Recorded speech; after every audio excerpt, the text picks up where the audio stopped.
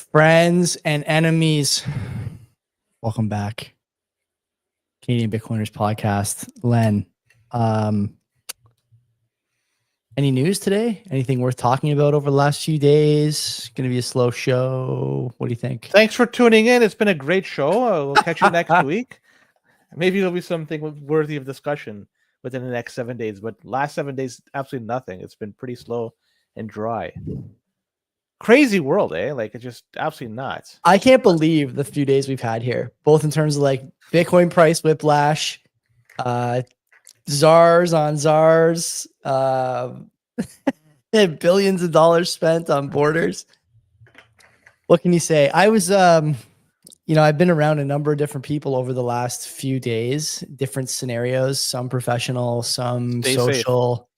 Yeah, some mix of the I hope two. everybody's doing this, the 6 feet and all that. We are not, obviously, but I've been sort of listening to the things people say in these circles, and Len, broadly still in normie circles, and these are like bright normies, not just like pure normies. They're like, somewhere in between the Reddit crowd and the people still wearing masks for sure.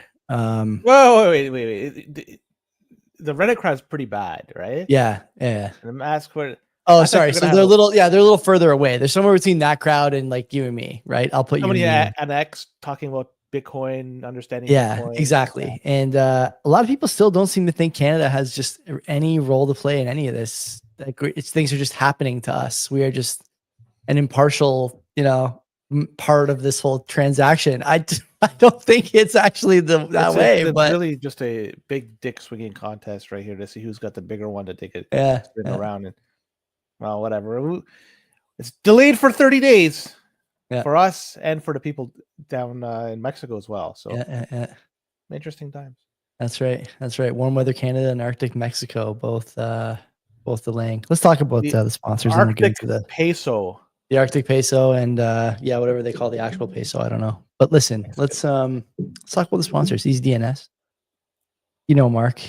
I was with Mark on the weekend, actually. He's on the Wayside board with me. He was we had a nice meeting yesterday. Lots of good work. That's a good group of people. I wouldn't say anything bad about them. That's a really good group. Mark is your friendly neighborhood registrar. I don't know if you guys need a website, but if you do, Mark can help you with that. If you own a website already, you can port it over to EasyDNS. It's easy. We've done both, Len and I.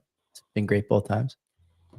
Not only that, if you're a Bitcoin enthusiast, probably if you're listening to this show, although you could also be a czar enthusiast, given today's news, you can do a lot of stuff over there with the virtual private server suite of options. BTC Pay servers, Nostr relays, Bitcoin nodes, nodeless implementations. There's something there I'm definitely not mentioning.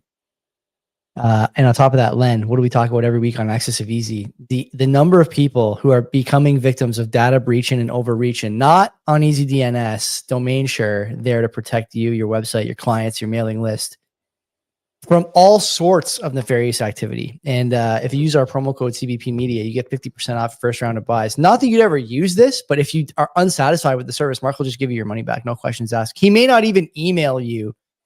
He may just send you the money. I don't know. I've never done it, but you're not going to need to worry about that. So go over, start your website. EasyDNS is the place to do it.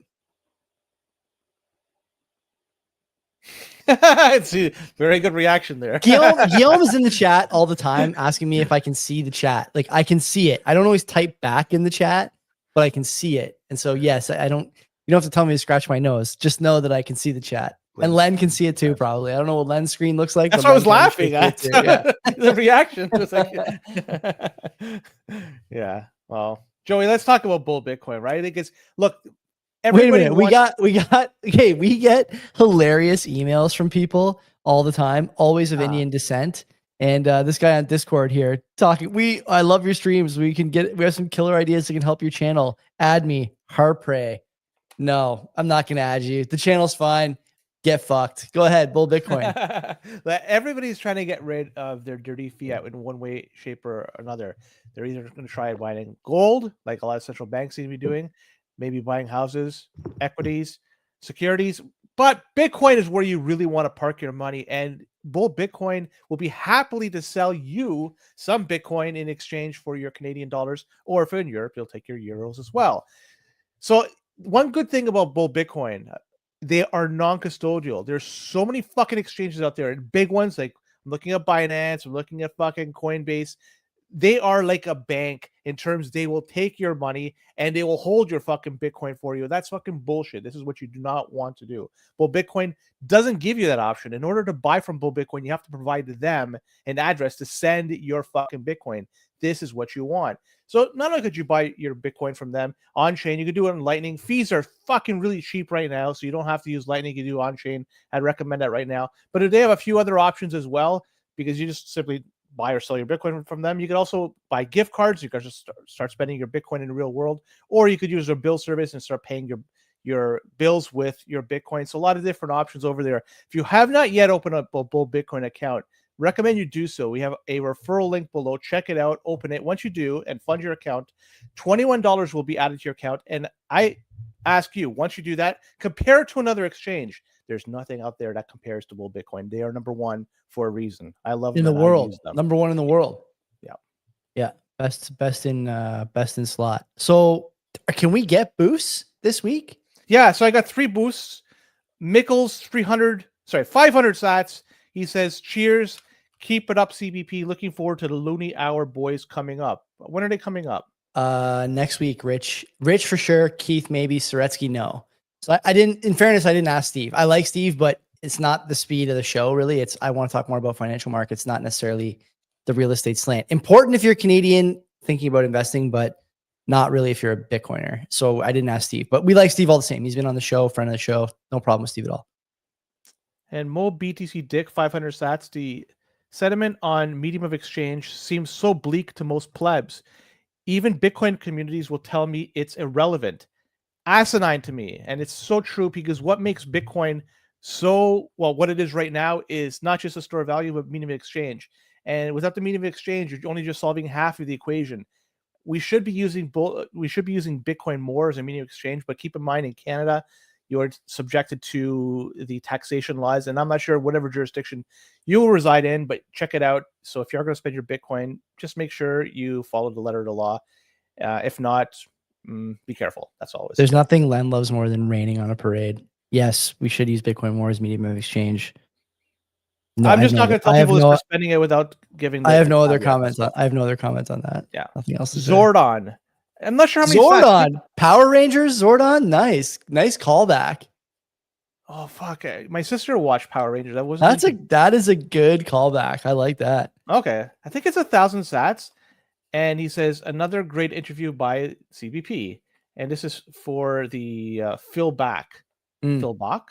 Bach, that interview. So he seems to like it. So thank you. Yeah, super nice guy, man. He was the managing director of the New York Stock Exchange for 6 years in the 2010s. So you can imagine the stories that guy has. And I was doing Dry January until Phil tweeted about half an hour before the show that he was going to have a whiskey on the podcast. So I thought, man, it's not every day you get to have an hour with a guy like that. I may as well pour myself a glass of red wine. I did. I'm glad I did. It was a great conversation. And he's the guy that, by the way, didn't want to talk markets, wanted to talk life and like all the culture and stuff. And he's got an interesting story. He had a brain tumor years ago, removed, is fine now. And it just like gave him this, like snapped him out of whatever corpo life he was in. He started doing his own thing and not caring as much about what other people think. And he'll tell you he's a lot better for it. I really enjoyed talking to Phil. And I asked him after the show if we could add him to the stable of co-hosts from one of us is away. And he agreed. He graciously agreed. So another high quality CBP friend of the podcast for sure. It goes to show you in reality, what's most important to us in life really isn't most important to us until you go through a scare like that. It changes your perspective on things, and I hope that nobody has to go through something like that. But if one does, you change your life, for sure how you look at things. Yeah, for sure. But yeah, it's who's coming up this week in terms of tomorrow night. I have John Rubino, Dollar Collapse, who's actually a friend of Mark's. So I've been subscribed to John's Substack for a long time. It's a free subscription if you guys are looking for content that at the very least I'd say is Bitcoin adjacent, but is also very good in terms of writing style and broader content. It's a strong Substack letter, not too long, and doesn't get released every single day, which sometimes I find annoying. It's pretty good. And then next week I said Diaz and Dicker. And then the week after that, Scott Wolf is going to come here to the studio to talk about the Canadian Bitcoin Coalition. That'll be a daytime interview because Scott has some scheduling stuff. And, Len, this year, I think if guests come to the studio, I will take them out on the show account for a hamburger and a beer at the Collins Brew House here in Dundas, a Dundas favorite. Happy to take you. It'll probably cost me, I don't know. I think a beer and a burger is probably like $35. It's not bad. It's worth a drive. Come hang out. Come shoot the shit. See the studio. Meet my kid, my wife, my dog, and enjoy an hour together. Forget the Zoom and all that. Let's get together. Joey, one last thing before we dive into it. The currency wars, what's going on. We got to. Do we have to thank somebody? Are we about to thank somebody? Yeah, because there's one currency in particular that seems to have weathered the storm, and that is the Singapore dollar. I want to thank the loyal listener, Wedge. I'm gonna fucking call you out, Wedge. I'm not calling you out. Just big thank you for providing. And I'm holding my hand for the people that are listening. It's a $1 Singapore dollar, and I love it because in the past we have had discussions about this. I don't know how it came up. But we were pegging this to Bitcoin and we're pricing it in for whatever reason. It's kind of a meme currency for us, even though it's a very powerful currency in the world comparative to a lot of other ones. That's a callback to when we were doing this like 2-3 years ago, right? The Singapore dollar update. It was like, yes. And I want to, so he wrote a very nice note. I would show it to the screen, but it does show something at the top, so I don't want to dox him. And I love it. Thank you, Wedge, so much. And I know you reached out to us a little while ago. It finally came into our hands, and something he got you too. So you got. He sent me Thomas the Tank Engine DVD with all the old Thomas the Tank stories. Perfect. I didn't want to say. So man, listen, we have a ton of love for our listeners, and a lot of you guys, like I've met in real life. I shouldn't say a lot of you, but a bunch of you I've met in real life and gotten to know you a little bit. And Wedge is one of them. That's a true G, as the kids would say. Sending me something like that. Those DVDs, Len, as you know, I'm sure, probably getting harder and harder to find. So you have to watch the Disney Plus, bleached version these days of everything you watched when you were a kid. Instead, guys like Wedge keep the stories flowing. So if he doesn't want it back, I'll hang on to it and I'll pass it along to someone when the time is right and keep the pay it forward. Right? That's the whole story. That's it for me. For all the things I gotta check off my list of things to do. If you have anything else, this is the time, Joey. Let's bang them out here. Where do you want to start? What a week. Okay, we'll do the tariff shit at the end, I think. Okay. Because let's start with the Bitcoin stuff. I mean, we always start with the Bitcoin stuff. Exactly. So. This is people coming in, right? So, and we'll talk about something we mentioned a couple of weeks ago, which was the Czech Republic, their central bank, about Bitcoin, right? So there's some development on that front in the past few days, and so they were talking about the idea of buying Bitcoin and adding it to the reserves. Well, the central bank's board, they approved the process to analyze this option. Now, okay, that's a small step, but it's a step in the right direction. Does this mean they're going to buy Bitcoin right away? No. It's just at least one hurdle that's been jumped. It also doesn't mean they have to buy Bitcoin as well. It could also mean they want to buy gold because they're just looking to see what else they could add to their balance sheet, because who the fuck knows what's going to happen in the future. They may buy Bitcoin, but at least it's a topic of discussion. One thing that is notable, that the Czech Republic, although part of the EU, they have not adopted the euro. They still use their own native currency. It's CZK is the acronym for it. So if you look at their reserves, the CZK, I took a look at what they've hold, their treasury, in fact, and from the Central Bank of the Czech Republic. And they hold a fair number of bonds. They own a lot of equities and securities and investments and shares of units for like a few other things. But what I don't see in the thing, they don't own any gold, at least from what I can see right here. Right. So they lack gold, and certainly they lack Bitcoin. I think they're going to see what's going on in the world, and they're going to see other central banks out there, they're stockpiling gold, and they're probably going to go on that bandwagon as well. But I don't think they're going to just simply overlook the Bitcoin thing. I have a feeling they might stockpile a little bit, just small bit, and add it to their balance sheet. And because this is all public information, if it's going to be added, it's going to eventually be known. Mhm. And to see a European country, a country that is in the EU, and we'll talk about Lagarde in just a moment. If they buy Bitcoin, this is going to be a monumental moment.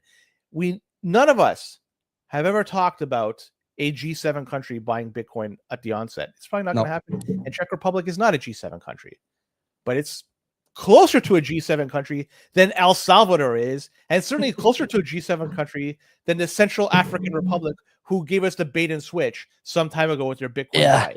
Yeah. Well, at least their Bitcoin adoption. So I just wanted to bring it out there. Interesting story. Doesn't mean they're going to buy, but they have approved the analysis of moving forward with buying shit like Bitcoin. Very interesting. It is interesting. Do you, so we talked a bit about the reserves, I think 2 weeks ago, a week ago. You're right. It's a good callback by you to bring that up again. The standard sort of central bank set of reserves is always SDRs, foreign currency, specifically USD, some of your own currency, debt instruments. And of course, yeah, you got to have your one Singapore dollar framed in every central bank vault. There's something there, plus probably precious metals, plus probably some other stuff that we're not thinking about, including real estate and other things. Like, for example, here, the government owns a bunch of land. US is the same thing. I'm sure European countries are going down that same road, including the Czech Republic. Do you think that, so we could talk about this in the same sort of context or through the same lens that we talk about the US doing their strategic crypto reserve, right? Do you think that these guys are all thinking about this now because Trump got in? Do you think he was the catalyst for this? Or do you think that this would have happened regardless of Trump's win in November? I think it has to do with probably other central banks that are probably talk to me. Tell me why. Because I would take the opposite view. I would say that Trump talking about it was maybe even the summer was the last thing some of these countries needed to really go over, and they're not over the edge yet, but to head toward the edge in terms of buying and holding. Well, what's driving up the price of gold? What do you think it is? It's retail? I think it's nation states. Yeah, I think it's nation states. Okay, then if somebody like sitting in a basement could figure this out, like, why couldn't the central bank? And so if they're going to do, they'll probably do tit for tat. If somebody's doing it, they're going to just do the same as well. Well, the reason Bitcoin, but Bitcoin, see, it's not that easy, right? Bitcoin, if you buy Bitcoin, you are attacking the treasury market, attacking your own sovereign debt, and attacking your own gold holdings. So like you really are, you're demonetizing other stuff. You're changing, you're not just betting on a second horse, you're killing the other horses you have money on. And like that's dead money, right? And as soon as you start to sell those assets for Bitcoin, or as soon as the market thinks you're going to do that, it starts the price move, right? And so there's going to be a significant reward for the first actor if the price hangs on and moves. But if it doesn't, then that reward is not, it's not going to be what you thought it was, right? There is no Valhalla for that first actor. You may, as the saying goes, right? It's not oftentimes the person who holds the knife who ends up taking the throne. And so, this first country to add is not, I don't think, going to be the one to benefit unless that country is the United States. Then, all bets are off. But if it's another country, I just don't see it becoming a huge deal.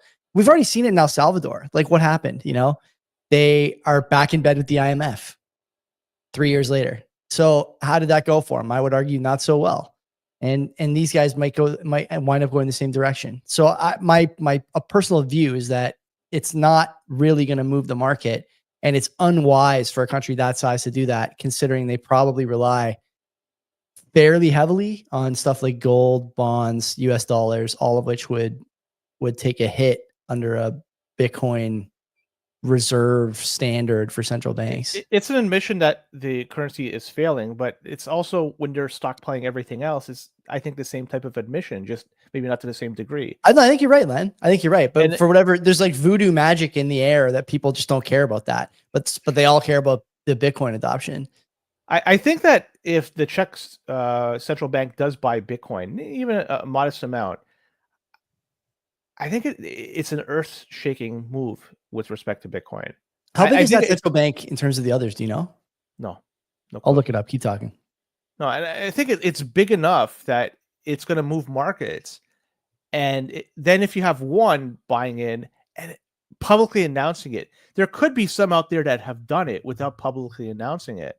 But to do it, buy Bitcoin and announce it, it's also going to be who's next at that point. And it's just going to be a race for every one of them to add some Bitcoin to their balance sheet. Look, I'm not trying to advocate for this. I'm not trying to say this is a good thing. No, I know. It just is a thing. Anybody could buy Bitcoin. Anybody could sell Bitcoin. You can do whatever the fuck you want with Bitcoin. But in terms of the prosperity and wealth of the nation and the citizens that live there, it only makes sense for them to buy something like Bitcoin, to trade in a currency which is devaluing against everything else that's a hard asset. The CZK, whatever the fuck, CZK asset. I'm fairly, I didn't look at how well it's doing in the past few years, but I could just guarantee it's not doing very well against gold, against houses, against fucking Bitcoin as well. So it makes sense to trade it today rather than tomorrow. Yeah, looks like they're ranked somewhere between 100 and 150, depending on what set of assets you look at. But if they start selling like Yarmer Yager jerseys, I guess they have a strategic Yager rookie card reserve over there, probably Yager and Hasek. 52 years old and he's still fucking potting. He scored a goal. I was talking to Mike, my brother-in-law, yesterday during the Avalanche game about Solani as like the sort of the premier goal scorer of all time. I think anyone who says it's not Solani is just out of their mind. Premier, like top tier, like the best goal scorer of all time. He's really good, but not the best. Who do you put in front of him? Doesn't Solani have like an 80 goal season? His rookie year was 70 something, and I think that was his peak in terms of output for goals, which it's phenomenal for a rookie season. But Gretzky scored 92. He scored 92 in one season. He scored 39 in 50 games. He had 50 games, didn't he? Sorry? I thought Gretzky had 50 and 39 games. Sorry, 50 and 39 games. Esposito is another one. Rocket Richard. Fucking Ovechkin, who's going to break. I like Ovechkin too. I think Ovechkin's like the most well-rounded offensive goal-scoring talent we've ever seen. Gretzky is up there. Of course, Gretzky. But Gretzky was like, do you think Gretzky could play? This is a dumb argument. I hate making this argument. Do you think Gretzky could play today? It's hard to say. When he played with his peers, he was the best. Yeah. Or you could make an argument for Lemieux. But that's basically it. And they were just light years. He's the only player to have gotten 200 points. He did it twice in his career. A lot of Ovechkin support in the chat here. There may be a lot of you can take away all the goals. Mike Bossy. Oh my God. Mike Bossy's another good one. Brett Hull. Yeah. These are all great. Hull is good too. Yeah. You could take away all the goals that Gretzky scored, and he's still the points leader. The most points. Yeah. Ever. If you just count just his assists, there's some stupid ones where, like the past 50 games, like you see, like some he gets like over 100 points in 50. Like it's so stupid some of the stats that he came up with. But in terms of pure goal scorer, Gretzky was fucking really good. 92 goals. Yeah. Good luck fucking topping that. Pretty good.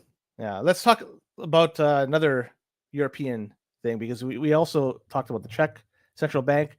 The esteemed president of the ECB, convicted criminal, esteemed president, Christine Lagarde, Madame Lagarde.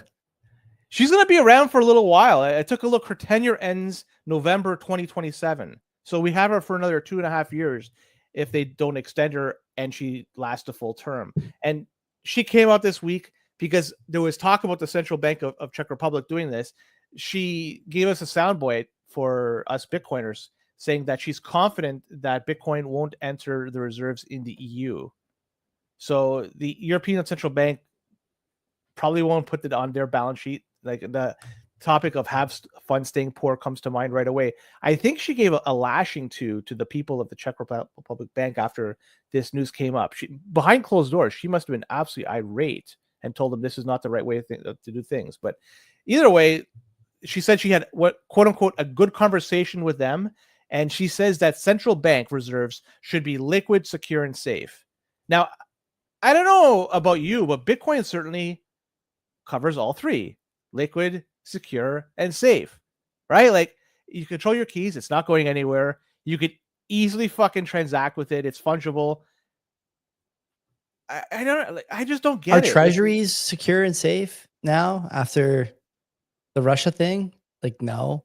Do these guys think that any treasury is safe after Trump just threatened Colombia with asset seizure a week ago, if you believe those headlines? Like, that's what these guys are in. So, and also the euro is dying. Like, it's not going to make it to 2030. So the idea that these guys think they're going to be able to hang on to whatever currency sovereignty they have is like, it's laughable. It's laughable. But this is par for the course. They don't know what they don't know, which makes them like almost impossibly bad at their jobs. And you see it over and over again. It's the same bullshit every economic crisis. Oh, we're just going to print and print and print. They went, the rates went, negative real over there for a time. They're going to go negative real again. These guys jump on the necks of any member states that show a little bit of weakness and basically make them slaves, Greece, when their economy is weak. And then they just pretend that they saved the day. Like, how are things going over there these days? Anyone know? How are things going in any of these European nations? It's a gong show, man. And Lagarde is just like, the scarved bandit, Skeletor on the mic all the time. We talked on this show like a year ago or a year and a half ago about that soundbite about Bitcoin, that we have to, like, the European Union and other governments have to be aligned and make sure that there's no escape from the tax regime. And from, and the tax regime vis-a-vis debasement, I would argue, but she didn't say that. And say, like, look, if there's an open door, people are going to use it. We have to make sure there's no open doors. These are the people that are running the monetary policy for the world's, second largest central bank, I guess. I don't know what the Bank of China looks like, but it's top 5.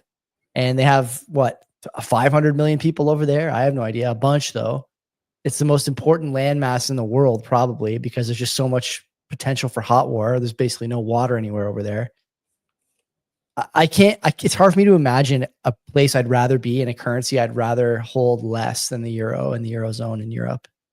And like, it shows every time you look over there, it's another dumpster fire. And by the way, all based on Germany. That's what drives that. Yeah, exactly. But as I was about to say, by the way, if Germany ever elects a Trump light type government, the European Union dies overnight.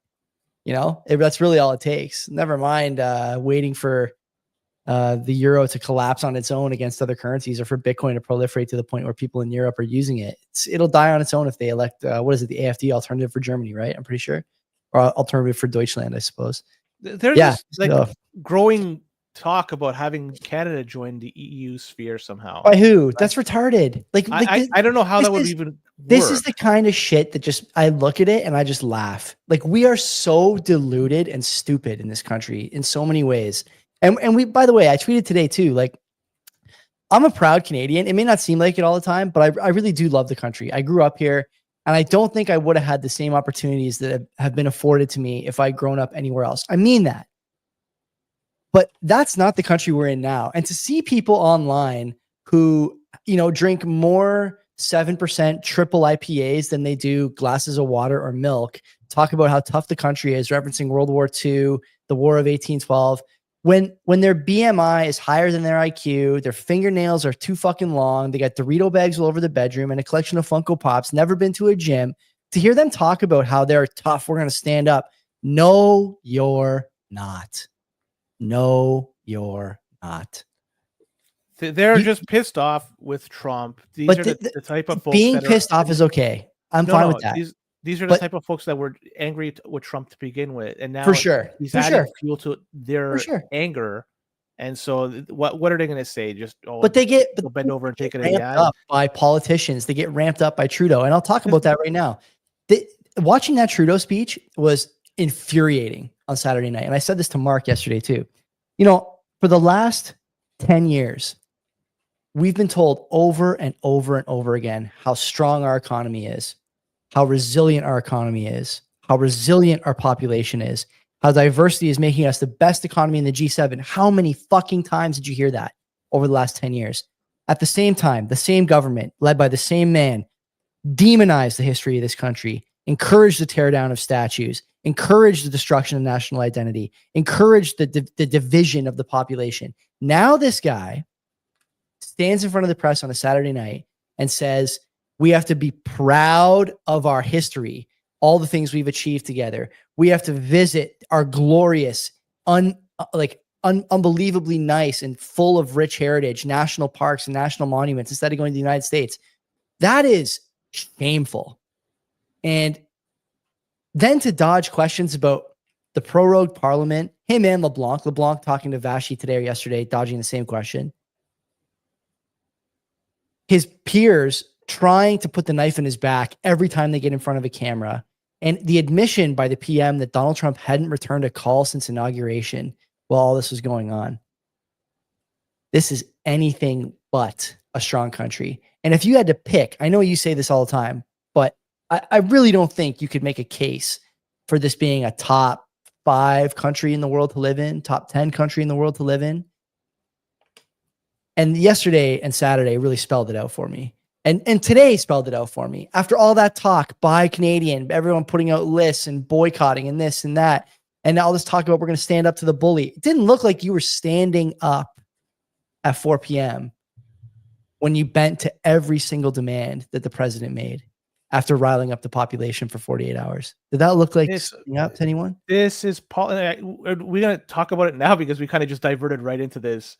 And it's, I'm not sure, like, which direction of the show we go, and then we kind of go whatever. We'll not talk about it. We'll come back to it. We'll get the full rundown. And we'll talk about the tariffs after. But let's just keep going in Bitcoin shit. All right. So we can stay on the central bank stuff because that's where we left off before we went on a tangent.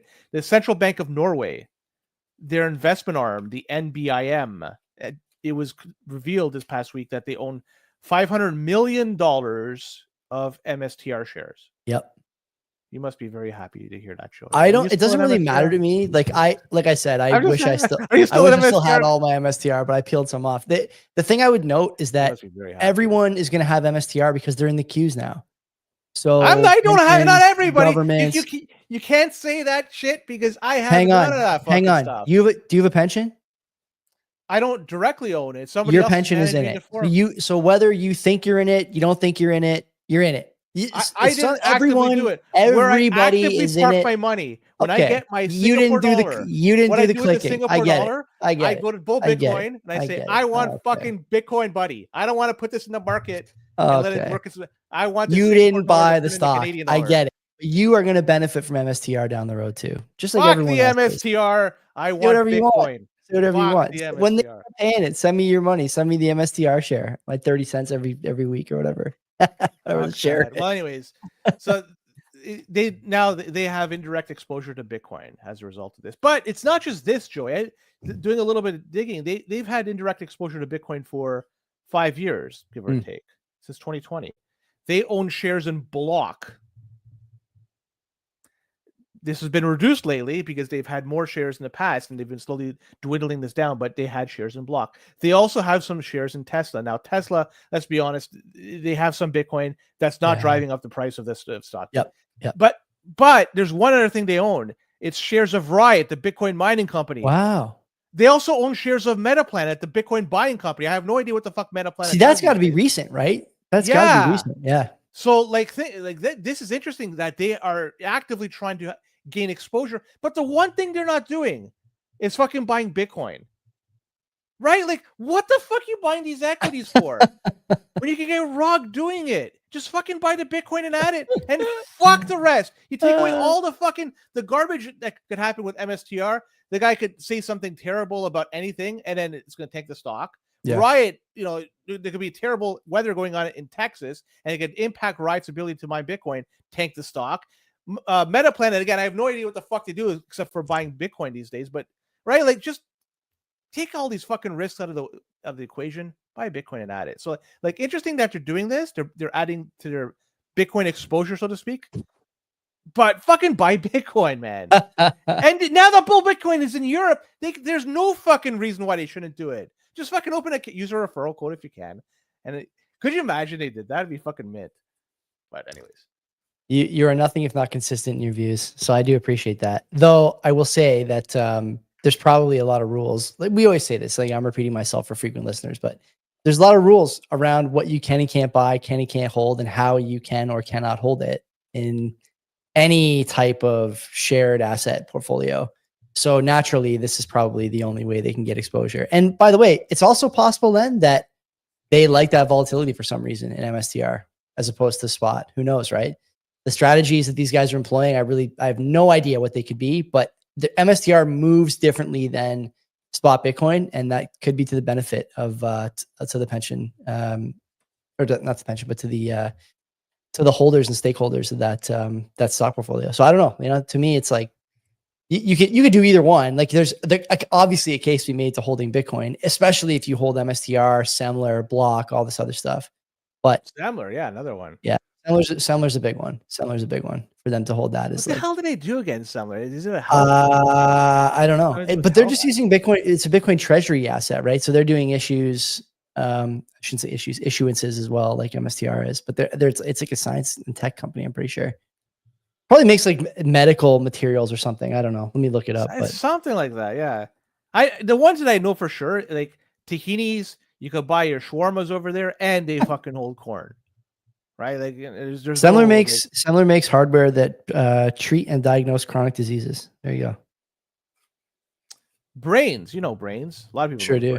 Brains. Show to former Brains employee Gandalf. Yeah. Yeah, and they've decided this past week to open source their Bitcoin mining control board, and this board is used to hook up to the Bitmain S19 series ASICs and also the mini miner that Brains has released not too long ago. This is the BCB100 board, and so they have decided to open source the hardware design, which means anybody out there could look at the schematics, build it yourself, and do whatever you want. Improving it, your choice. So it's a bold step for them because open sourcing it means that they no longer have total control over it. But again, this is the way the community likes to do things. They like to have control over stuff. They like to see things. They make sure there's nothing going on behind the scenes. And also it gives the ability, as I mentioned, to improve on things. When things are open source, somebody could come in and make an improvement. So I like this. Good move on Brains. I don't plan to buy any of these devices. I have a BitAxe, it's right here, in fact. So like it's not going to impact me whatsoever, but I think it's a cool move on their part. Does it mean that they have something else coming down the pipe that when they open source a significant piece of their product line like this? That's the first thing I think. Significant piece of the product line. Well, it's mining is. Yeah, but like for them to open source it, maybe they're coming up with something new that they're not going to be open sourcing. Maybe. I don't know. It's good. Listen, I'm fine with it either way. I'm not a mining enthusiast or anything like that, so I don't have much to say about this, except that to me, if I was doing open sourcing, it would be because it was about to be completely unimportant to me, the stuff that I was putting out there. Because now it's out of your hands, like you said. Everyone can do whatever they want with it. Strong move, though. They could have just, whatever. What is the name for it? Mothballed it and not open sourced it, right? No, this got a little bit of press not too long ago when they released it. So the mothball and I don't know. It seems like a good move. It got them some free publicity from all this. So who knows? Maybe it's going to be a benefit to them in the end. Yeah. You heard of NDAX before? Of course. Yeah. So for people who aren't aware, they're an exchange in Canada. Medium-sized exchange. I'm not sure. I would say so. Yeah, they're not ShakePay, but they're also a little bigger than I don't know, Newton probably. Actually, Newton might be about the same size. Newton's pretty big. I would say on par. Anyways, NDAX exchange may have been subjected to a data breach. So if you have an account with NDAX, be careful because users on Bitcoin CA subreddit and also the NDAX subreddit. It's a couple places, yeah. They're saying that people have been receiving emails and it's like, quote, "Your Ledger device needs attention. Security update required," end quote. And this isn't coming from Ledger. It was a phishing attempt. Now, people might say, oh, this is coming from maybe Ledger phishing and all. No, because the thing is people were getting these emails from accounts that they only use to sign up to NDAX. So they have a specific NDAX email that they only use to sign up with NDAX, and they're getting these emails. So clearly, if there's a breach somewhere, it would have come from NDAX. NDAX claims there was no data leak, but I'm just looking at this. It just screams to me that something was done that was wrong. So what I'm trying to say is when you do pick an exchange wisely because you're giving up your information. You're going to scan, at least here in Canada, you have to scan some identification and provide this information to them. Imagine this ends up in the wrong people's hands, what they could do with that information. So NDAX seems to me that there's a breach here and some people had their information leaked. What was leaked? At least the email address, maybe more. Who the fuck knows? Index isn't talking about it. I'll note here as well. I didn't look. Oh, I did look at the stories, but I didn't look to see if you had the Coinbase data breach story in here. Do you? I don't have that. I didn't hear about this Coinbase. Was it today? So it's relatively recent. I think I saw it today from Zach XBT, and I'll bring it up in the same context because Coinbase is not saying anything about this either. They had a data breach some time ago, the same way Index did, and Coinbase is losing something in the neighborhood of $10 to $15 million of user funds every month. Users are getting socially engineered and scammed out of Coinbase money. And they're doing this with spoofed emails, spoofed addresses, spoofed everything. Phone calls, so like the phone numbers are out there for people who are using Coinbase. Endax is probably in a similar boat. Wouldn't be surprising if they lost that data, right? You mentioned emails, probably phone numbers in there too. And there's like a couple of things you can do to make sure that you don't get got by these things. The first thing is obvious: use Bull Bitcoin. There's no bullshit at Bull. It's not custodial. They can call. Guillaume can get a phone call from someone trying to scam him over at the Bull Bitcoin help desk. And even if he's like asleep at the wheel or high on mushrooms or something, it's still not going to happen because he doesn't have your Bitcoin. It's never going to happen. Number one. Number two, these exchanges never call you. They make this clear everywhere in all the help documents, all the FAQs, all the support emails, all the support DMs, all the support Twitter accounts. It's all the same message. We'll never call you. We're never going to ask you for your addresses. We're never going to ask you for your keys. We're never going to ask you. And so when I hear this, what it tells me is that we are getting new adoption in Bitcoin for sure. A lot of people are coming into Bitcoin for the first time and they're not paying attention, Len. They don't know what they're looking at. They don't know what they're doing. They're making mistakes that, a rookie would make, and it's costing them money, which sucks. What sucks even more is that Endax is not saying anything about it. And I think that that's, again, not to draw on the Access of Easy podcast, but what do we say all the time? If you get suckered into this, you have no one to blame but yourself. There's only so much these services can do to protect you. There's only so much that your email can filter to spam or your phone can block. You at some point have to have some common sense. And if you don't, then ultimately it's on you to protect yourself. Too bad. So sad. Welcome to Bitcoin. This is the way things go sometimes. They'll give the 1-year credit monitoring service if they do admit. Oh God, I know. Exactly. Yeah. So the mempool, and everybody knows, people are checking them out. You'll notice something interesting has happened this past week. It's been depleted. There's transactions. Empty. Crazy. Yeah. It's very odd that this is happening, because if I look at the level of interest that's happening in Bitcoin, like I would say it's an all-time high. The amount of people that are interested in Bitcoin are more interested in Bitcoin or interested in the price of Bitcoin, right? One of those things is going to add to the mempools. The other one is not.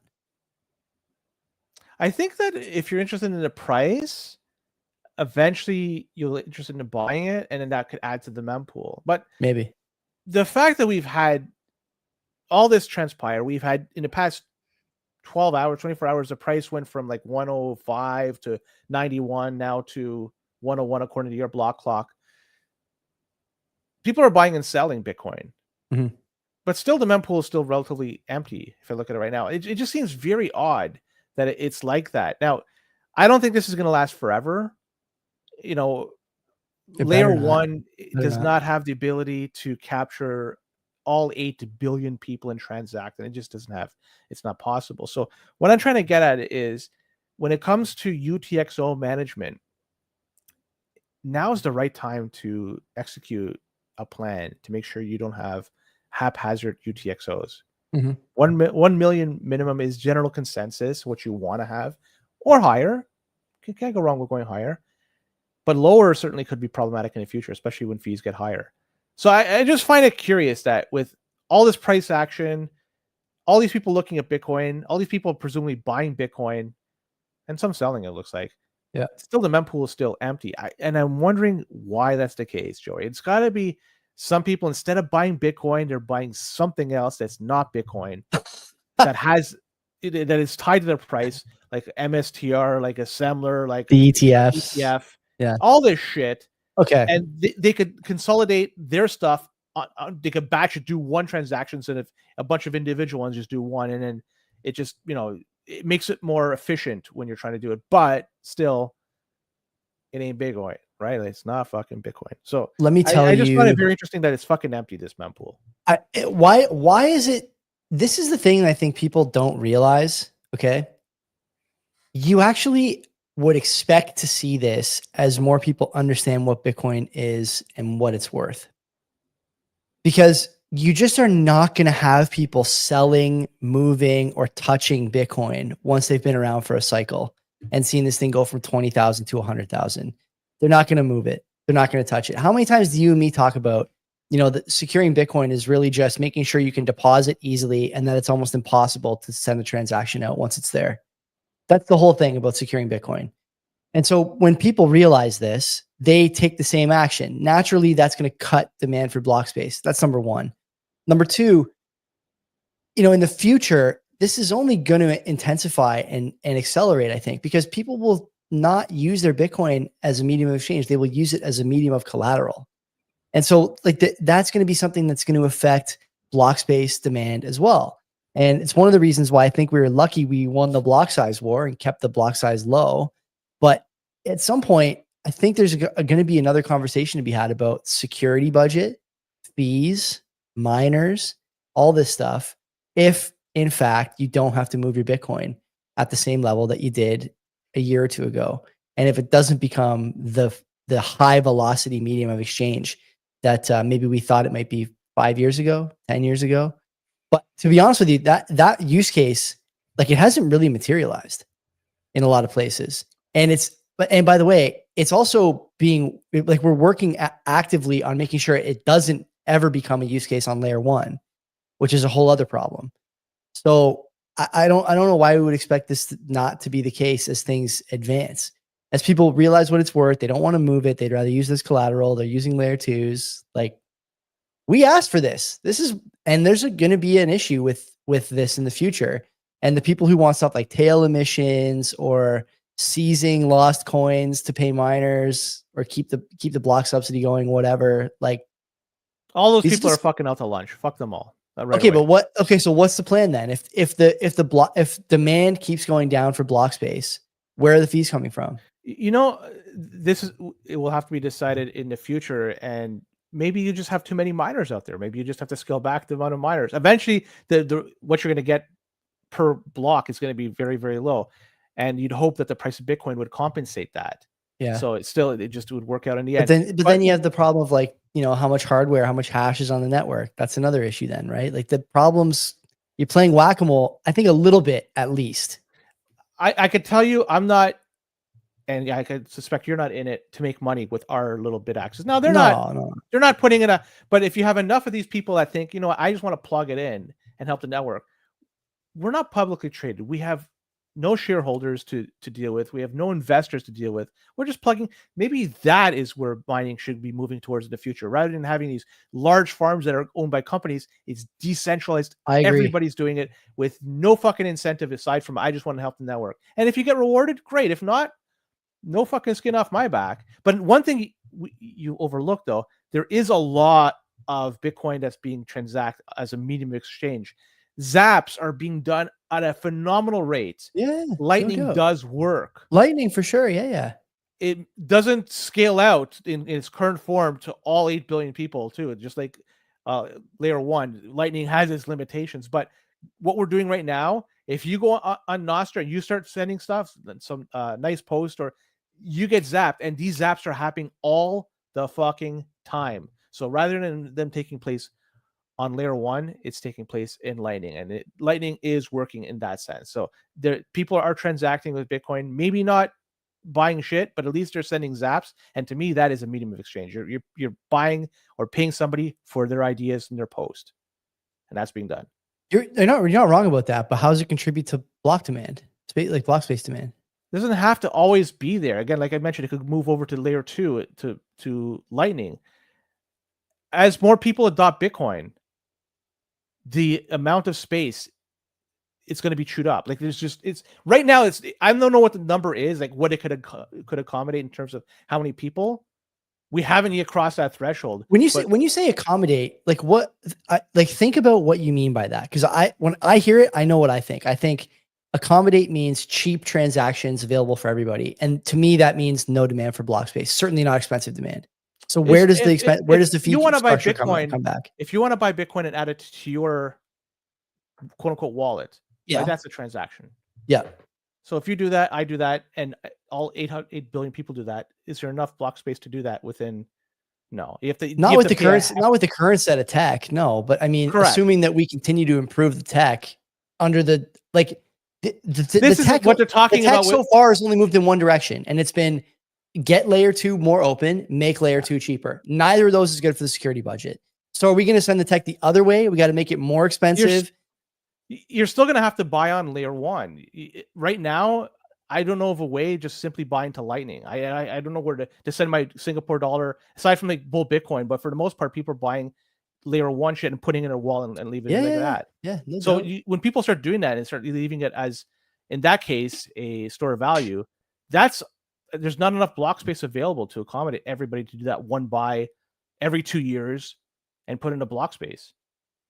There's not enough out there. So something has to be done. All I know is Lightning is working in terms of taking the pressure off layer 1. But I think even ETFs and fucking MSTR and stuff like that, people are I want to buy Bitcoin. Oh, here's an easy way to do it. I can go to my brokerage. For sure. Once that disappears, once people fucking realize, once the rugging happens and people like, what else could I do? Then you're going to see block space get chewed up quite a bit. It's the not day that we have a real rug pictures on or whatever fucking else. These ordinals, that was a fucking joke. It sucked for that brief period of time. Yeah. But we discussed it. It was never going to be infinite because you had to pay hard money in order to maintain that. So you couldn't do it. So yeah, okay, fair enough. That's the only thing, like, I would just continue to ask people who think that we need cheaper layer 1 space or whatever, like more accessible, accommodating layer 1 space. Is accessible and accommodating going to allow for the security budget to maintain network security? That's the big question. It continues to be to me anyway, the only question that actually matters. It is the only thing that Bitcoiners need to worry about now. Everything else is taken care of. If Mempool fills up, that takes care of the security budget, right? Because for sure. So over time, I'm of the opinion that the block space is scarce. It won't be like this now. You won't have 100% access to it, a 1 sat per V byte for transactions. This is something that's going to disappear sometime in the future. When? I don't know. But this is not going to last forever. Just like the ordinals fucking plugging things up is not going to last forever. Just different rationales. For one, you had to pay for plugging up the network ordinals. This one, I think there's just not enough people that want to buy in yet. But once people start wanting to buy in, well, then it becomes more costly to do so. Because then you're going to compete for somebody else that wants to buy in. Plus, you're going to be competing with, we suspect, people that have okay, let me ask something. How do you square that more people wanting to buy in will mean less block space when at 20,000 it was $50 to send a transaction and today it's $0? How do you square that?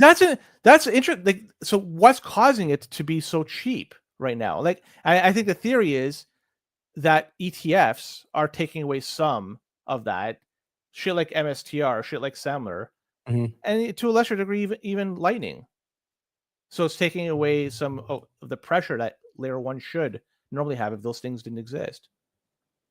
Without an ETF, I don't think it would be this empty. I don't know. Like the thing is, I think we're talking about the same things. As demand increases, the likelihood that there won't be some innovation, regardless of how you view the ETF in its current form, it is an innovation that stifles block space demand. And so there's going to be more of those innovations that stifle block space demand, either from TradFi or from banks or from nation states or whatever. Like, nation states are not going to be interested in paying $50,000, $100,000 more to do final settlement. There's going to be innovations. It's open source. It's friends and enemies. Like they're going to do this. And that's the idea of like Opcat and shit like that. Whatever. Yeah. I mean, that's today, but fucking a week, a month, a year, who knows?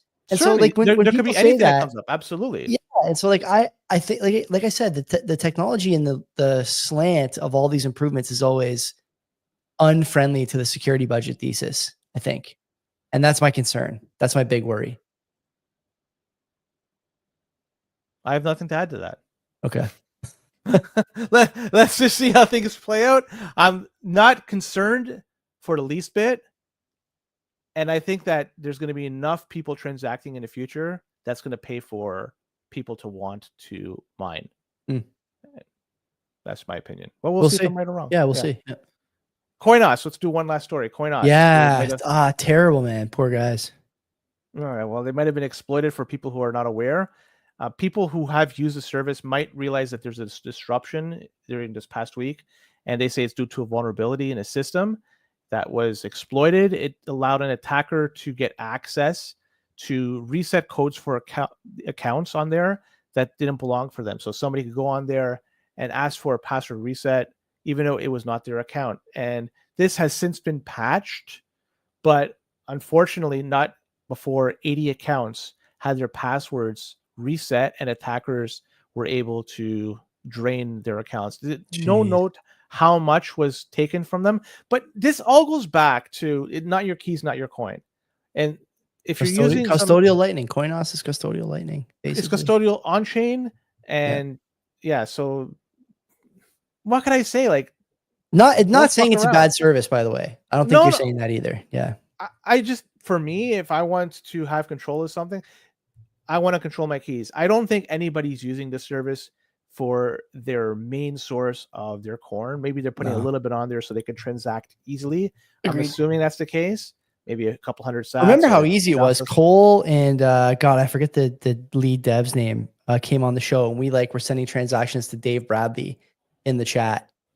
It was like unbelievably seamless, outstanding product. So I hope they get this sorted out because it is a good product. And if we want to onboard merchants and stuff like that, this is about as good a merchant facing product I think I've ever seen. And we've been around for 7-8 years now.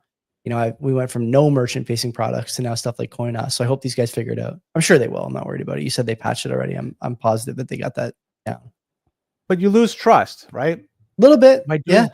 You're in the move fast and break things industry here, right? Like short of cold storage where you secure your own keys, what else is a sure thing? Like you said, nothing. That's why this is one thing, and I preach this all the time, is people, please learn how to use cold storage, generate your keys offline, do it in a manner that your keys are never exposed to internet, never share it with anybody. Like, just take precautions where that your wealth can never be stolen. It's stored for you to keep forever. So just do the right thing. Like, don't fuck around. Yeah. Don't take the easy way out. Do it the right way. Yeah, just do it. Yeah, totally agree. It's so, and by the way, the easy way and the hard way are now just the easy way that might not work and the easy way that does work.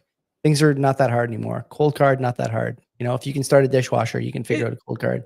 Yeah, it really isn't that difficult. It seems daunting when you first try it because it's something new. You got all these buttons and a new interface and all that shit. But once you start diving into it, it really isn't that bad. And the beautiful thing is, until you start sending your Bitcoin, you could fuck around with it and lose nothing. Like, you could just fuck around. The worst that happens is you break the fucking thing and there's nothing on it. Yep. There's no Bitcoin that you move to any key. So just fuck around with it. Have fun with it. And that's the way to do it. If you need help, let me know. I'll show you the ins and outs of it. Man. Totally. That's it, Joey. Let's go on to notable stories. There's some notable. Let's do it. If you're on video, we'll continue with notable. Yeah. If you're on video, hang out on Twitter, hang out. And if you're on audio, wait for tomorrow for the back half of the episode. Until then, take care of yourselves. Yeah. See, like he says, don't be a cock. All right. Where do you want to start? I guess we already kind of did start, didn't we? So you continue on because it's the tariff thing. Like the tariff thing is so frustrating to me, right? Like, I have a buddy who was at a speaking event today where Doug Ford was speaking, and Doug Ford riling up the room about how tough Ontario is, how tough Canada is, how the premiers are working together, and like he just fold like a cheap suit, 3-4 hours later, caved all the demands. I don't have much else to say about it, except that Canadians who are pretending that we are in a position of any leverage at all are delusional. We have no leverage. We don't export. Does any country in the world have leverage against the U.S.? Correct. No. Maybe China. That's China. Okay. Sure. Maybe them. Sure. Yeah. Maybe. Other than that, I can't think of a single country out there that's going to wave their dick and say mine is going to be as fucking big as yours. Nobody's going to be able to do that. Yeah. And the oil Right. thing, like I got some shit and Len told me there was some more shit on Discord about my oil take last week. Like I've heard that I've heard that take a few more times since then, you know? And I'm not convinced that you guys are as right as you think you are. And I might not be spot on either, but I think that there's something to this idea that we didn't tool to refine the oil that we produce. The US did. We didn't build any pipelines to ship it anywhere else. They buy it from us at a discount. Like, I think that's actually true. Do they need it? Or do they just like it from us because it's cheap? That's the question I don't have a good answer for. No, and I've heard both sides of that. The thing was, you called it garbage, and the people kept. There was it's not garbage. It's hard to use. It needs to be refined. It needs to go through a process, and the refineries in the States are tooled for it. That's all. Yeah, very good. Okay, so yeah, there's water under the bridge, folks who are upset. Oil under the ground now. Yeah. Yeah. You know, see, Ford did something today. Yeah. With Starlink canceling up that contract, right? So stupid. Stupid. Does things change given the fact there's the 30-day window? I don't know. Does Starlink is now going to be put back together? Like, and if so, do they start again from scratch? Or did they just say, "Oh, we fucked up"? You know, we didn't cancel that agreement, but we said it verbally. Well, you know what I mean? Like, it makes me wonder now that do they want to go ahead with the Starlink thing, and does Starlink want to go ahead with dealing with Ontario when they could easily just say no, we don't want it out of whim? Like, if I was Starlink, I would be, fuck this. You know, like, pay up front. Starlink was in the news here in Ontario. Don't forget the origin story of this contract. You may remember that last year. God, time is flying. It was either last year or the year before when there was a popular story in most of the national papers about how the Liberal government federally made a pledge to rural Canadians that there would be available, cheap, like market-priced, high-speed internet for them that wasn't going to be a gouge from one of the big oligopolies. And they were going to do it, over a certain period of time, whatever. And then as the kind of contracts and stuff started to leak and materialize, it turns out that it maybe wasn't a gouge to the users, but the taxpayer paid like $35,000 a home, basically, in some of these areas to wire up for internet, when Elon could have done it for $20K, a whole 200-mile radius or something like that, right?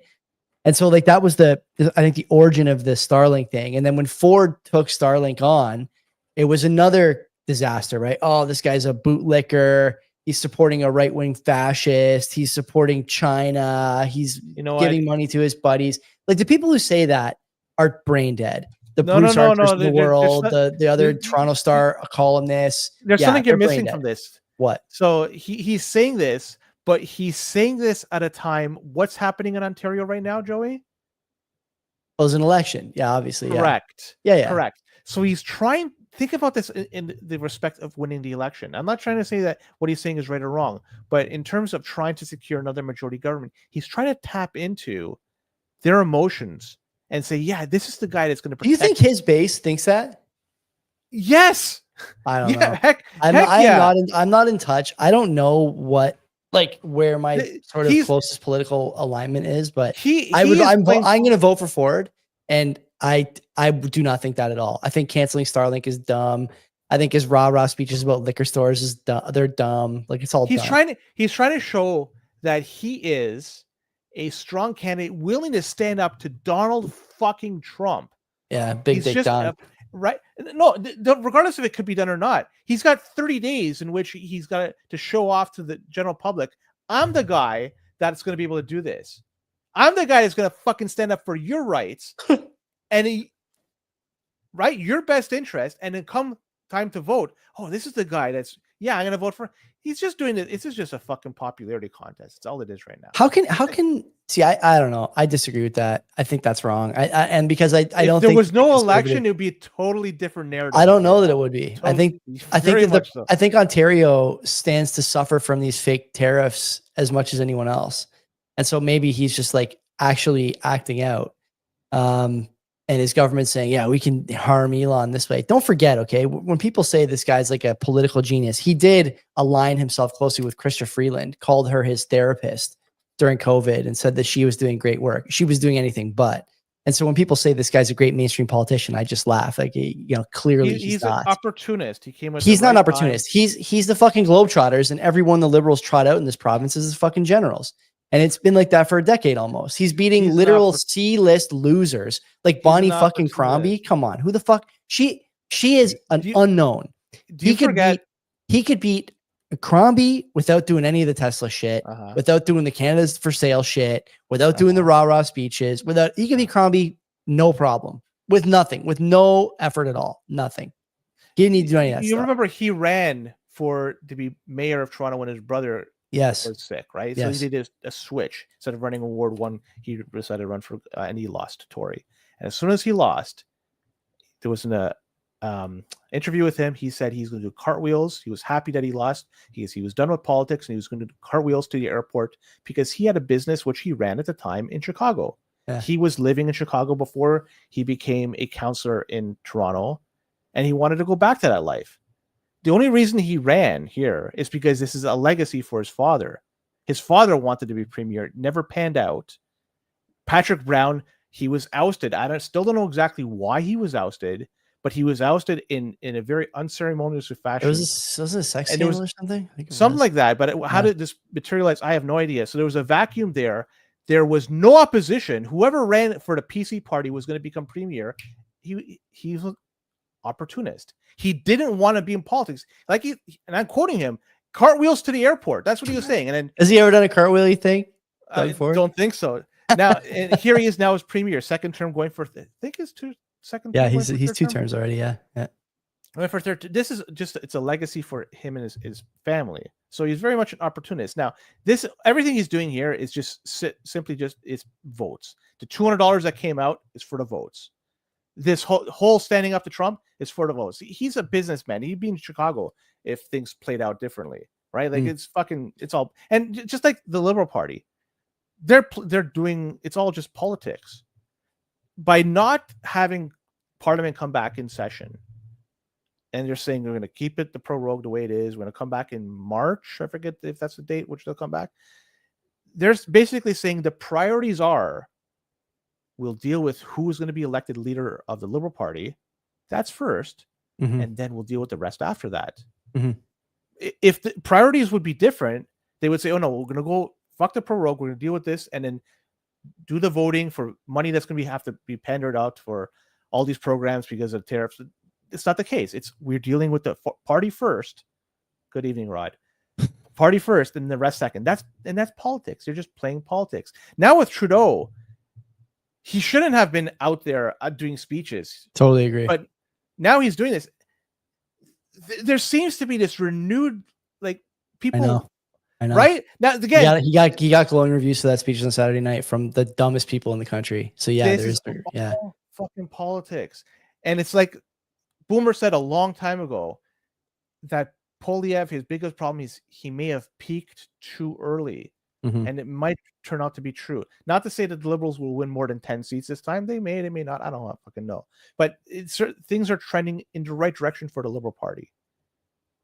Again, it may not pan out to anything material. Yeah, but you're right, though. It's undeniable that they're better off today than they were a week ago. No doubt about that. And on top of this, I just want to say one thing, because this is something that's been eating at me for a little while.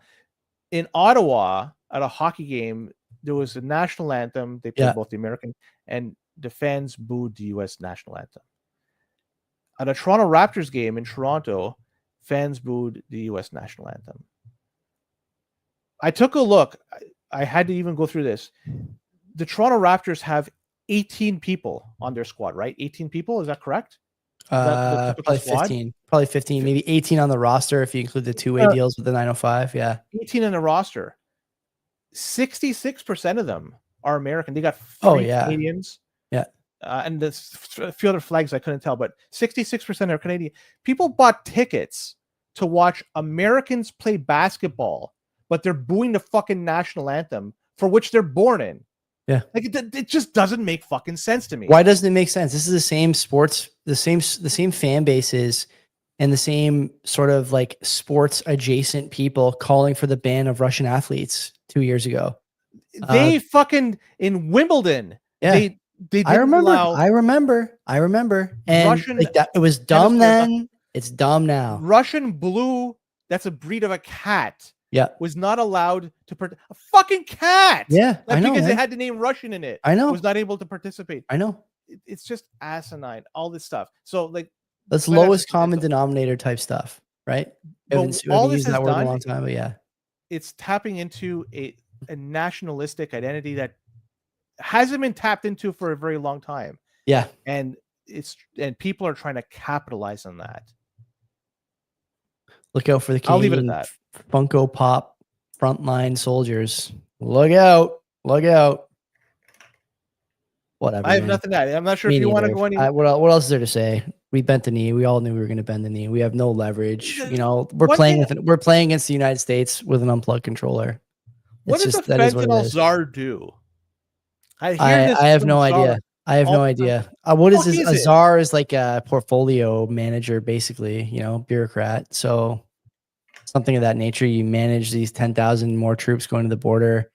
God, I like some of the stuff I've seen. I always pick on Bruce Arthur, but he's not alone. He's just the sort of the most vocal and popular hysteric out there.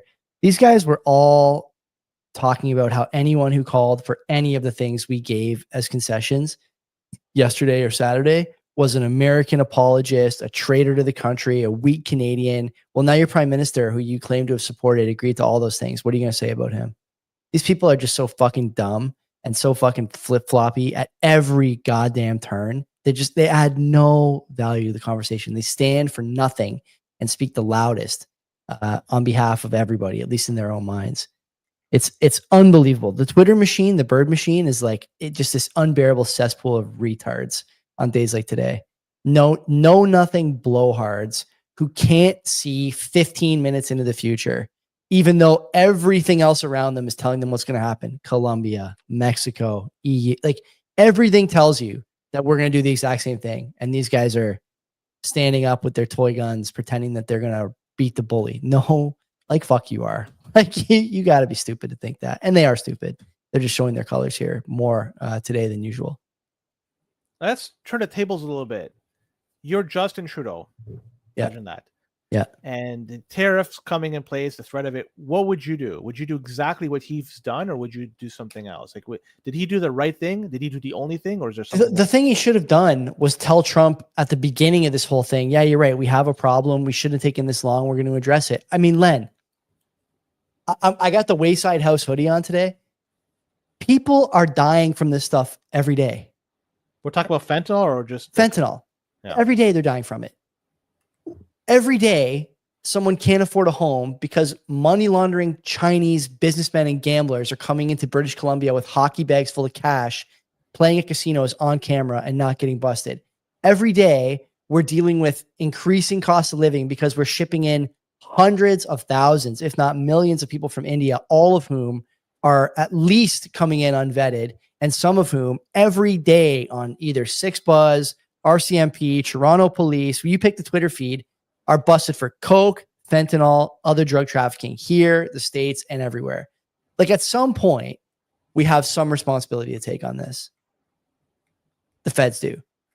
It's not, oh, it's just a culture thing. It's not, oh, it's not all, it's, you know, this hockey bag full of cash wasn't all laundered money. Like, yes, it was. You got guys like Sam Cooper, who in a recent interview said he's basically putting his life on the line. Like, he's got death threats now, exposing this stuff, and no one's doing anything about it. And for Trump to come in and say the same thing, and our media, again, guys like Bruce Arthur, Andrew Coyne, oh, he's lying. Do you not see what's going on in the big cities in Canada? It's not like it's behind closed doors, as much as you wish it was with supervised injection site nonsense. It's not behind closed doors. It's in the streets. It's in schools. It's in gyms. It's in rec centers. It's in public parks.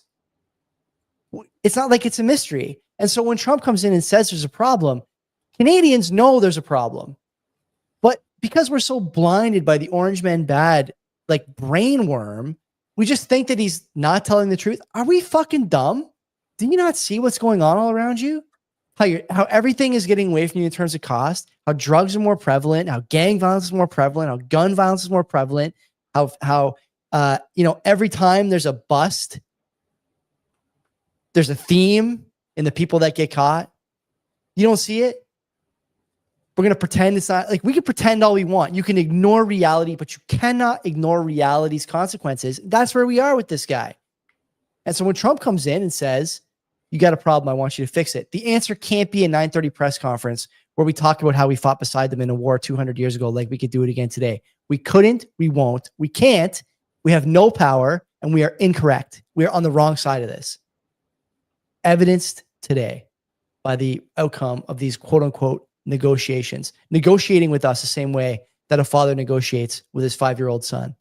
Do what I fucking tell you, or there will be consequences, and you're not going to like them. That's the end of the story. That tweet from Trudeau. How could Trump do anything else? That tweet from Trudeau looked like a script that was given to him by the White House press secretary. That's how it looked. I would have loved to have listened to a conversation between the two. It would have been like, God, could you amazing imagine? to listen to it. But really, Trump, he has everything going for him because it's a single term. He's got one term. That's it. He's not fighting for, I got to do this to appease people for that second. He doesn't. He could just leave his stamp on history, and just say, "This is what I've done." Do the right thing. Yeah. Well, right or wrong, he's going to be able to do whatever he wants, and they have the ability to wield that stick. And you mentioned it earlier, okay? You mentioned it earlier. The decision-making matrix doesn't have what's best for Canada anywhere on it. It has what's the best thing for the Liberal Party in the next 6 months. What should I do here? And that's what he thought he was doing. As long as that's the first thing they're trying to tackle, then that's the most important thing they're trying to do. That's what I mean. Yeah. Right. Like, and it shows in the press conference. It shows in the broad support he got from members of the party, some of whom did not endorse him to be the next PM, did not endorse Carney to be the next PM. Some of whom endorsed other candidates, Freeland, Gould, you pick. But Carney, the party was united behind that speech, regardless of who they have as a successor. Carney, now he came out this past week. I mean, we just quickly. He was on BBC. He did a BBC interview. That guy on Saturday. Well, before we even talk about Carney, quickly just want to say one thing. There was discussions that Canada was going to release some stimulus packages that were going to be on par with the pandemic, what they've done, and Ontario was going to also release billions of dollars too. The NDP said they were supportive of that. They wanted to see this go through. So the talk was, well, look, the NDP is going to support the Liberal Party and prop them up again. Maybe, maybe not. I think that whole discussion was just for the immediate relief, if that was ever going to pan out. And then after that, if they're going to go to a confidence vote, the NDP is still talking like they'll topple the government. So I don't think they're going to for sure keep the government till the end of October. I think it's a coin flip, if anything. But anyways, maybe. Carney. Yeah. I just want to say, speech this past week, everybody doesn't seem to be very happy with the carbon tax from the people that are running to be the next prime minister, from even the people that are here, right? So, like, whatever reason, the carbon tax doesn't work for people, right? Why are they trying to take it away? Like, obviously, it's not the best thing. But Carney wants to replace it with something else. Some other... Right, it's a carbon tax. It's a carbon tax, and he watched you, me, and Mark were talking Friday morning during that speech. He couldn't explain what it was, and a couple of reporters asked him, like, when you say border adjustment, what do you mean? When you say you're going to tax the biggest polluters, what do you mean? I'll tell you what he means. He's going to keep taxing the consumers vis-a-vis increased prices by producers. And when he says he's going to tax the biggest polluters, he's talking about Alberta. Like, it's not hard to figure this out. He's going to tax the oil giants. You're going to pay more for everything. Like, these guys, they don't get it. This is like, at this point, this is doubling and tripling down on what is probably the most unpopular policy the country's had in the last 50 years. He just refuses to stop. Freeland is the only one who seems to like lick her thumb, put it in the air, and understand where the wind is blowing. Karina Gould saying she's not going to raise it anymore. Carney wants to rename it. Well, Ruby Dalla, did she say what she's going to do? I don't know. Ruby Dalla had a great Spider-Man meme though the other day with Carney, Freeland, and Trudeau. I thought that was pretty funny. They're all pointing at each other. It was great. But yeah, like I just don't know. I don't know what to say about the Liberal Party. They're rudderless. They're rudderless. There's not much else you can talk about besides that. Carney talking about like you know, he's talking on one hand about how and I tweeted this too. He's talking on one hand about how he's not going to get rolled by Trump in negotiations. And then he gets absolutely fucking dummied by an APTN reporter about reconciliation on the campaign trail and how he's not talking about it. And he immediately just bends the knee and caves and it's like, oh, it's going to be a huge part of our platform. No, it's not. It's like unbelievable how these guys don't understand that what people want now is honesty. Even if they don't like it, it's what they want. And the Liberal Party seems unwilling to put anyone in that seat. I hate to say it, Len, but I think like Freeland is the best candidate they have in terms of the chances to take on Poilievre. And that's not saying much. She has no chance thanks to her proximity to Trudeau over the last decade. But no, and Ruby Dalla, go back to her. Yeah, Ruby, maybe. I don't know.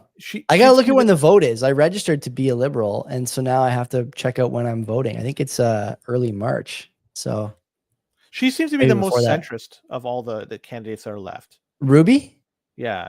Yeah. Policy wise. Yeah, sure. Yeah. So if you're going to try to at least take a chunk out of his support, that may be the way to do it, is just go towards the center.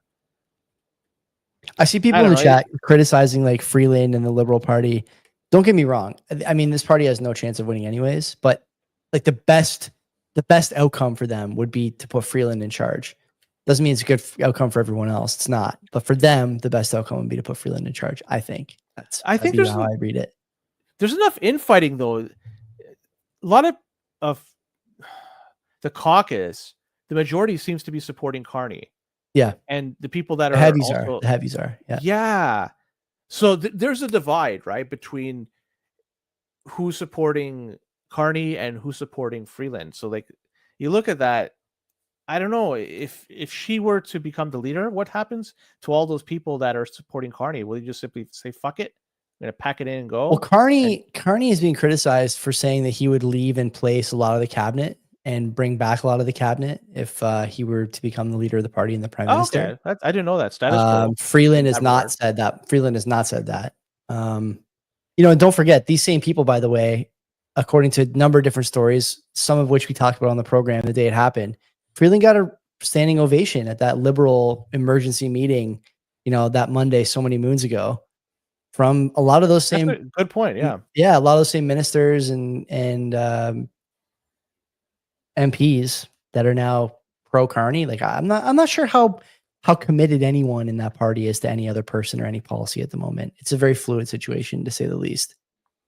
I'm just shocked that Carney is going to double down in this carbon tax thing, but it's just like it's reframing it. And I understand it's crazy because Poilievre is dying on this carbon tax Carney hill, just like Justin. Carbon tax Carney. And all they have to do is like take that toy away from him and force the campaign to realign somewhere else. And it would be a bit of a different fight, but they just refuse. It's the catchiest thing. It's the thing that Poilievre is best at. It's the thing that the most Canadians hate. And he just refuses to let it die. It's like political malpractice.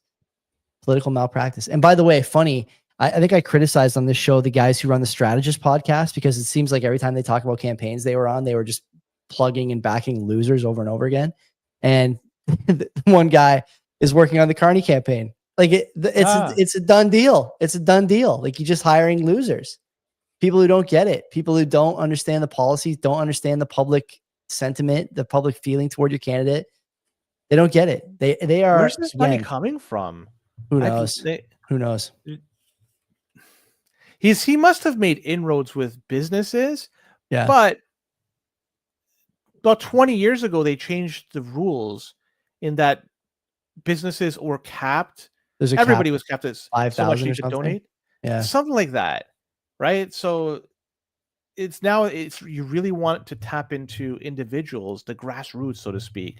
I got an email from Mark Carney on the weekend that I'll show it here to the camera against my better judgment, but it's funny. You're the second person that got an email from Carney this week. Yeah, like to give you an idea, this campaign, by the way, claimed to be the most like savvy campaign. Yeah, it's funny. They sent the same email twice, which is so fucking funny. What a loser. Does yours say dear first name? Yeah, first name. Like, why do they like incompetent? They're incompetent. Again, you hired the guy from the Strategist podcast. Like, Tells you all you need to know. These guys are working on losing campaigns for bad politicians all the time. Criticizing, you put out a fucking logo that was stolen from a credit company or something like that. Like, Yeah. it's just, come on. It's Bush League, man. But that's the state of Canadian politics. It's Bush League. Everywhere you look, it's a shitty, and Poilievre's a shitty candidate too.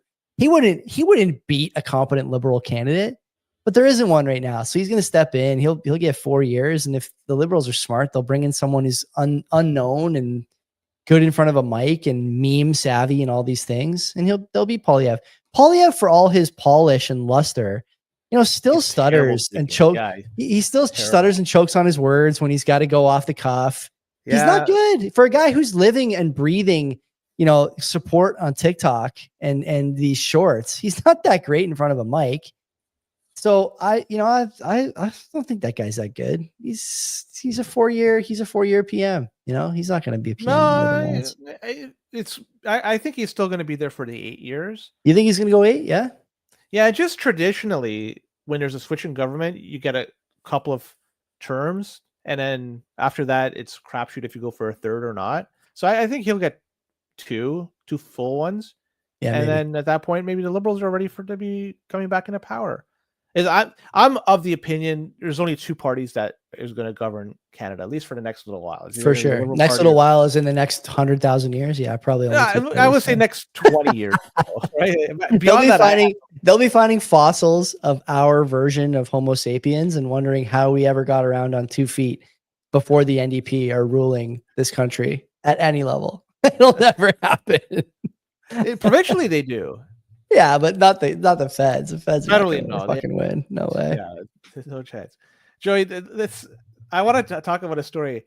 I found this to be pretty funny. Chicago. You got to go to Chicago. You want to do Chicago? We got to go to Chicago. We have to, because this might be the last Chicago story we get before the resignation. I think the resignation is going to be the last Chicago mayor story we do in a few weeks. It looks like, according to a report, the esteemed Mayor Johnson in Chicago was accepting gifts, including jewelry, handbags, and not just that, but also some alcohol. And he's doing this. They're giving it to him. It's on behalf of the city. He's taking it, no problem at all. And I have nothing else to say. This guy. Do you know the story? Do you know the story here? I don't know how he was accepting it, but I just thought he was accepting this money. There was these gifts. Yeah. Okay, I'm gonna try and find it. There was apparently a walk around going on at his residence or at City Hall. And I guess there was during this walk around, I got to find it here. Mayor's gift. Okay, room. Before you go any further, okay, who has a better chance of being elected in the next election? Jagmeet Singh or Brandon Johnson? Probably Jagmeet. Brandon Johnson guaranteed is going to win. Okay, here we go. Chicago. This is it. This is from the New York Post. Chicago cops. I can't even read this with a straight face. Chicago cops legend, by the way. They blocked city inspectors from entering a curious, quote, gift room filled with designer bags, Hugo Boss cufflinks, a personalized Mont Blanc pen, that's a couple $1,000, and other ritzy goodies that were accepted by Mayor Brandon Johnson, according to a bombshell report. The trove of pricey giveaways is part of an unwritten arrangement that dates back 35 years, under which mayors can just write down gifts they receive in a logbook and store some of them on the 5th floor of City Hall instead of reporting them to the Board of Ethics. But the report issued Wednesday outlines numerous times investigators were rebuffed from learning more about the 236 gifts given to Johnson on behalf of the city, in quotes, since he took office. So they wanted to go into the gift room to see what he had, and he told them no a bunch of times. I want to know, there was tons of stuff in there. Were there any Rolexes? I don't know. Any Versace clothing? Is there like a slave barber in there? Remember, he was getting the expensive haircuts. A Maserati? No. That's only that's Jagmeet's gift room. Jagmeet's gift room. Sorry, my bad. Buy Canadian. I love that story. The gift room. What is that? So in that room, you got like heroes like Lori Lightfoot, former Chicago mayor. Now this guy, Brandon Johnson. Who else is on that list? Probably a ton of good shit in there. I would love to get a crack at that room. There may be some in there too. Yeah, there could be. Could be. Yeah. But let's move on. There's this really interesting story I saw, Joey, and it's in Ontario, in Peel region, in fact. Yeah. And a bunch of people, 6 in total, were charged because there was a theft going on of butter and ghee. Have you seen this? No. This one flew under the radar for me. This was a beauty. 6 people were charged with a connection with the theft of $60,000 worth of butter and ghee. That's like 6-7 sticks of butter. So if you're talking about what holds store of value very well, maybe it's fucking ghee, right? People are going up. So that's great. The theft for spreading, they're going from grocery store to grocery store. But it's noted that butter theft has increased by 135% from 2023. So butter theft is going up.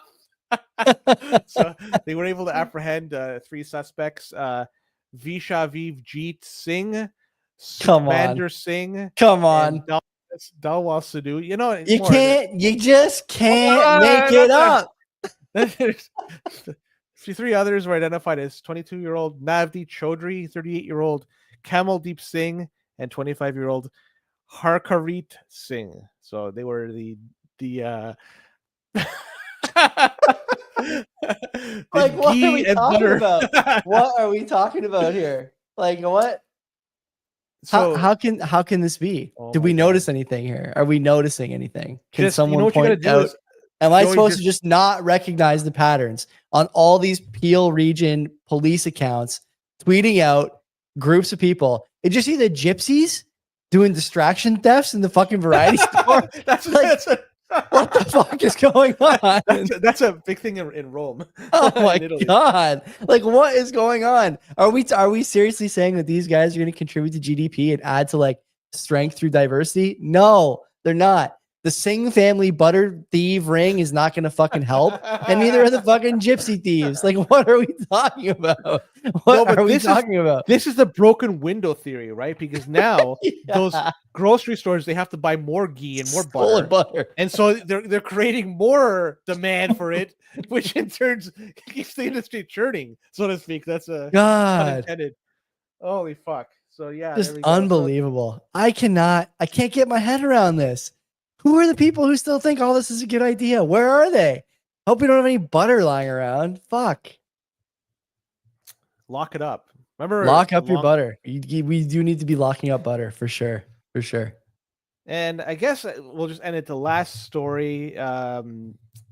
The environmental minister was announcing that the federal government invested $40 million in 106 projects to advance equality for 2SLGBTQ plus communities, and also $8 million for 10 projects aimed at combating hate. So there we go. Good. That's all I got to end it at. Glad to hear that. That's good. Yep. Look forward to seeing how that. Yeah. Absolutely. Yeah. That's the last story. We'll end it at that. Happy I have my Singapore dollar. This is holding its value very well. As long as it's not a Sing dollar, Singapore dollar maybe, but Singapore, yeah. Sing dollar, different story. Proceeds of crime. Anyway, that's it. Good night. See you tomorrow. John Rubino's on. Until then, take care of yourselves. Don't be a